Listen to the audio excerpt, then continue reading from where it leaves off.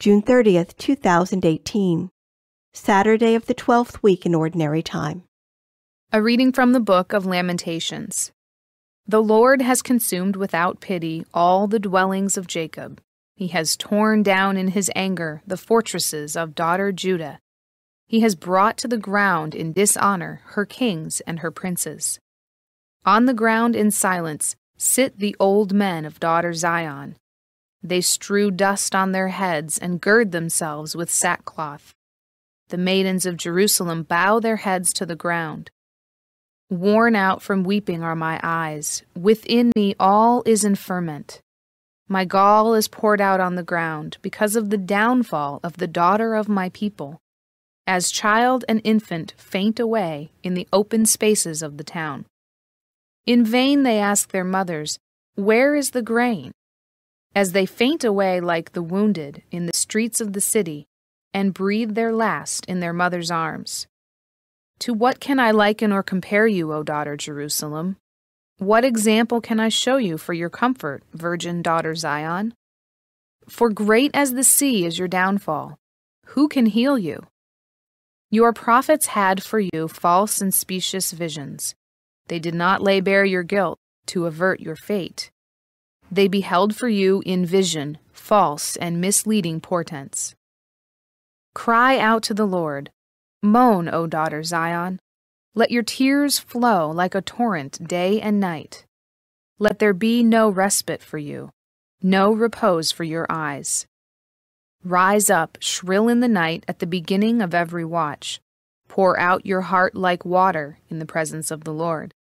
Lift up your hands to him for the lives of your little ones, who faint from hunger at the corner of every street. The word of the Lord. The responsorial psalm, the response is, Lord, forget not the souls of your poor ones. Why, O God, have you cast us off forever? Why does your anger smolder against the sheep of your pasture? Remember your flock, which you built up of old. The tribe you redeemed as your inheritance, Mount Zion, where you took up your abode. Lord, forget not the souls of your poor ones.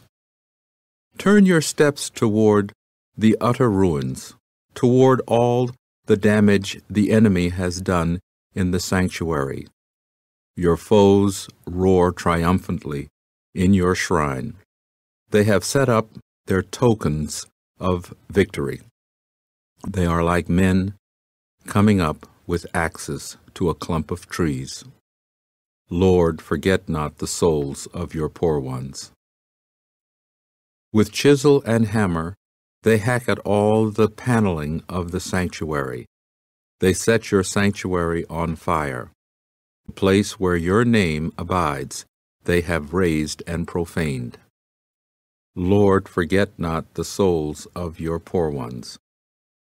Look to your covenant, for the hiding places in the land and the plains are full of violence.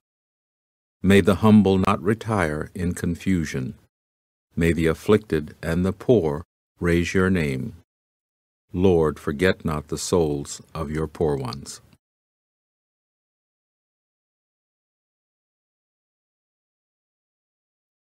A reading from the Holy Gospel according to Matthew. When Jesus entered Capernaum, a centurion approached him and appealed to him, saying, "Lord, my servant is lying at home paralyzed, suffering dreadfully." He said to him, "I will come and cure him." The centurion said in reply, "Lord, I am not worthy to have you enter under my roof. Only say the word, and my servant will be healed. For I, too, am a man subject to authority, with soldiers subject to me.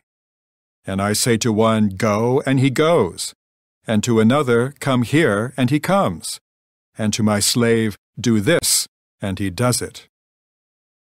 When Jesus heard this, he was amazed and said to those following him, "Amen, I say to you, in no one in Israel have I found such faith. I say to you, many will come from the east and the west, and will recline with Abraham, Isaac, and Jacob at the banquet in the kingdom of heaven. But the children of the kingdom will be driven out into the outer darkness, where there will be wailing and grinding of teeth." And Jesus said to the centurion, "You may go. As you have believed, let it be done for you." And at that very hour his servant was healed. Jesus entered the house of Peter and saw his mother-in-law lying in bed with a fever. He touched her hand, the fever left her, and she rose and waited on him. When it was evening, they brought him many who were possessed by demons, and he drove out the spirits by a word and cured all the sick, to fulfill what had been said by Isaiah the prophet. He took away our infirmities and bore our diseases. The Gospel of the Lord.